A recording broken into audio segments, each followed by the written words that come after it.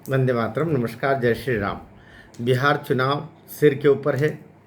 पार्टियां अपने अपने तरीके से गोटियां फिट कर रही हैं। चिराग पासवान ने भी नई हुंकार भरी है। चिराग पासवान कह रहे हैं कि मैं बिहार विधानसभा के 243 अर्थात सभी की सभी सीटों पर चुनाव लड़ूंगा। ये बात अलग है कि पिछले विधानसभा चुनाव में उन्होंने 134 सीटों के लगभग चुनाव लड़ा था और एक सीट जीती थी, और उसके बाद एनडीए में उनकी जगह डगमगाई। ये बात अलग है कि वो धूल चाटने जैसी स्थिति आए हुए बिल्कुल धूल पर मिल गए थे।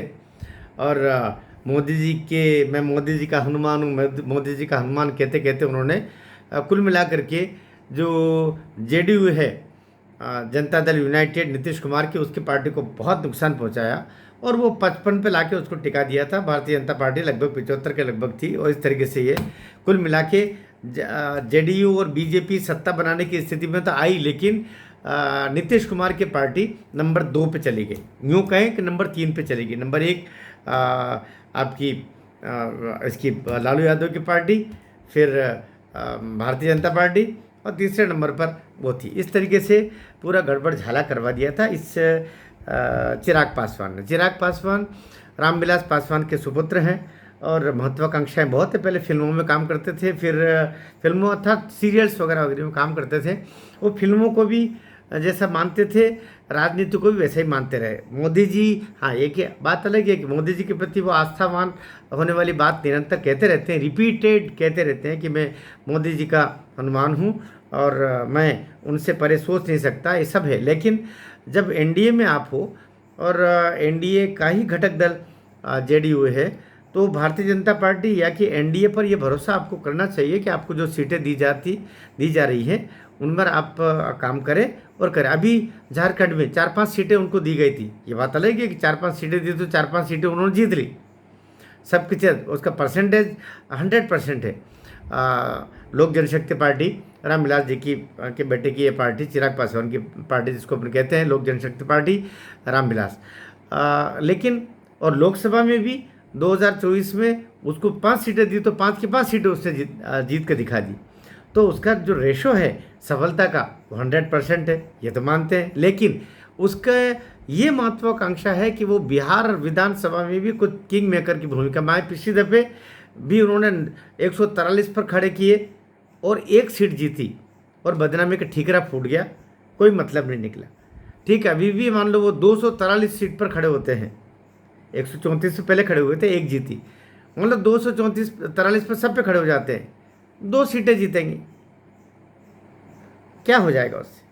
लेकिन आपकी प्रतिष्ठा अभी वो एनडीए से 60 सीटें मांग रहे हैं।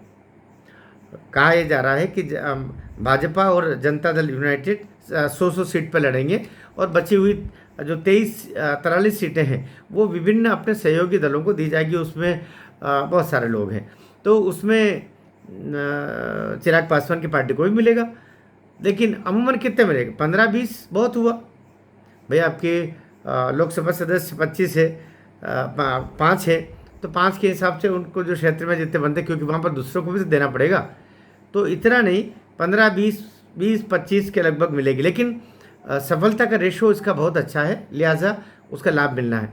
लेकिन अभी अगर वो एनडीए से बाहर जाकर के, जैसे कि उन्होंने घोषणा की आज कि वो एनडीए से बाहर जाकर के 243 सीट पर लड़ेंगे, तो मान के चलिएगा चिराग पासवान एक अस्थिर मना राजनीति के होकर के, और हो सकता है मोदी ने एक बार माफ़ किया है, पिछली विधानसभा में उनको 134 सीट पर खड़े हुए थे और उनको समझाया भी था, नहीं माने। लेकिन आपको अब अगर नहीं मानेंगे तो शायद मोदी जी की जो भ्रकुटी है, तीसरा नेत्र, वो खुल सकता है। और वो ऐसी गलती चिराग पासवान करना नहीं चाहिए कि वो अति महत्वाकांक्षा में कभी कभी बीच में उनके स्वर बड़े मुखरित होते रहे हैं।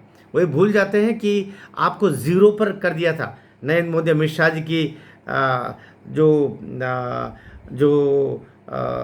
लेन देन कह लीजिएगा, राजनीतिक चतुरता कह लीजिएगा, कि ऐसी स्थिति हो गई थी कि उनके काका को अपने साथ मिला करके और चिराग पासवान को बिल्कुल ज़मीन पर पटक दिया था।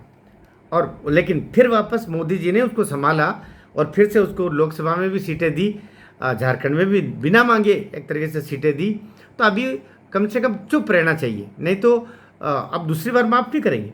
माफ़ एक दफ़े किए करते हैं चिराग, दूसरी बार नहीं करते, चिराग बुझ जाता है फिर। भारत माता की जय।